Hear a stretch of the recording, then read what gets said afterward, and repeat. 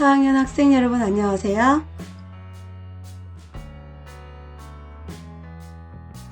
오늘 이 시간에는 과일을 말리면 그 안에 있던 물이 어디로 갈까? 그것에 대해서 공부해 보도록 하겠습니다. 자, 여러분 식품 건조기 알죠? 요즘에 세탁 건조기, 옷 건조기도 있는데요. 건조기가 뭘까? 물체에 있는 물기를 말리는 장치. 그래서 식품을 건조시키면 식품 건조기. 자, 세탁 건조기도 있죠. 자, 과일을 오랫동안 식품 건조기에 넣으면 사과 안에 있던 물은 어떻게 될까? 한번 생각해 보세요. 자, 사과. 지금 사과 물이 다 어디로 가버렸네? 사과입니다. 말린 사과. 파인애플. 말린 파인애플. 자, 말린 크림베리. 다음 말린 망고. 여러분들 이런 과일들 먹어본 적 있죠? 실제 사과와 건조시킨 사과하고 두 개의 차이점. 오늘 그것들을 비교해보는 공부를 하고 과연 이 물은 어디로 사라졌는지 찾아보도록 하겠습니다. 실험을 해야 되는데요. 식품 건조기에 넣은 사과 조각의 변화를 관찰하기입니다. 식품 건조기와 사과와 지퍼백이 필요한데 만약에 건조기가 없다면 선생님이 제시해주는 이 자료를 보고 해도 될 것 같아요. 비슷한 크기로 얇게 썬 사과를 손으로 만져 축축한 정도를 확인합니다. 자, 사과를 손으로 만지면 어떨까요? 축축할까? 축축하지 않을까? 당연히 축축하겠죠. 여러분 사과 한번 만져보세요. 얇게 썬 사과 조각의 반틈은 사과 한 개 중에서 반틈은 지퍼백에 넣고 또 반틈은 식품 건조기에 넣어서 몇 시간 동안 말립니다. 자, 그대로 두는 거예요. 지퍼백에 넣은 사과 조각과 식품 건조기에 넣어 말린 사과 조각의 모양과 크기와 맛을 비교해 보는 겁니다. 모양은 어떻게 변했는지, 맛은 어떤지, 크기는 어떤지. 자, 사과 안에 물이 어떻게 되었는지 추리해 보는 공부를 합니다. 그럼 지금부터 선생님이 실험을 진행해 줄게요. 자, 식품 지퍼백에 넣은 사과 조각은 3시간이 지나도 그대로 있습니다. 자, 반면에 식품 건조기. 자, 지금부터 시간 흘러갑니다. 자, 10분 후, 20분 후, 30분 후, 40분 후, 1시간 후, 1시간 20분 후, 1시간 40분 후, 2시간 10분 후, 2시간 20분 후. 다음. 자, 3시간 10분 후. 자, 원래 처음에 있었던 모양. 그래서 이렇게 변했어요. 모양은 어떻게 됐어요? 그래, 모양이 쭈글쭈글해졌네.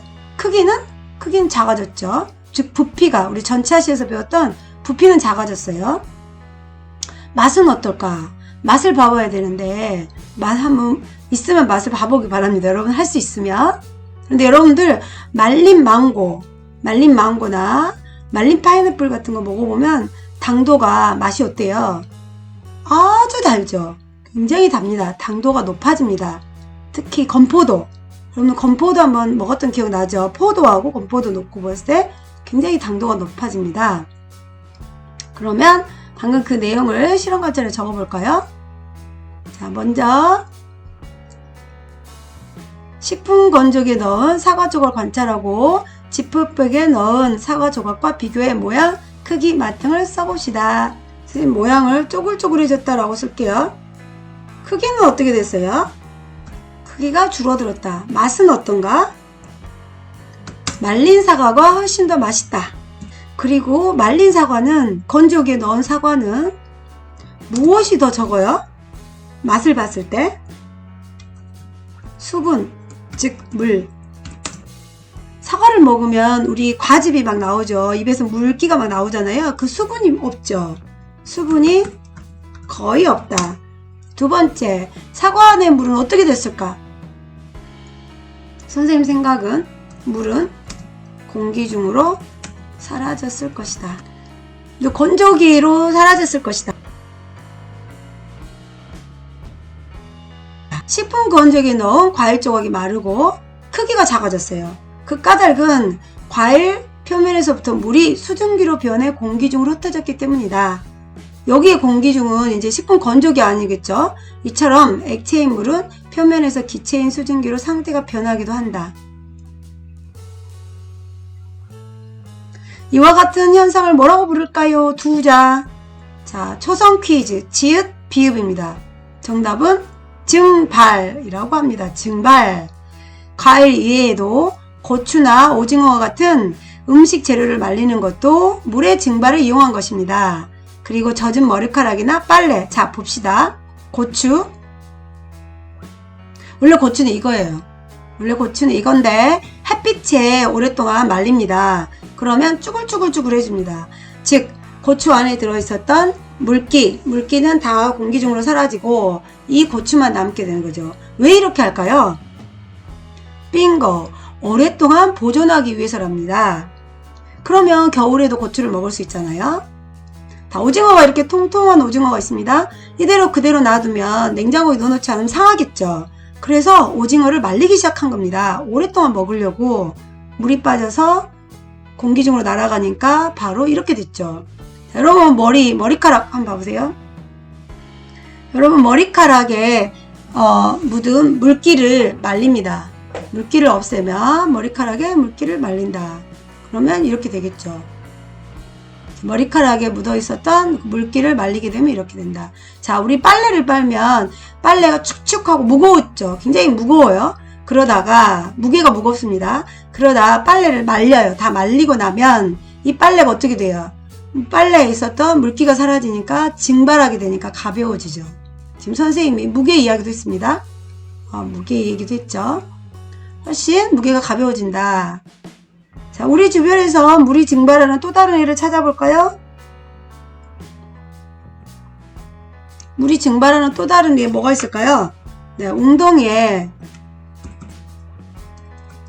자, 우리 길을 가다가 비 온 다음에 웅덩이가 있어요. 그러면 비 온 후 웅덩이에 가득 찼던 물이 점점 사라진다.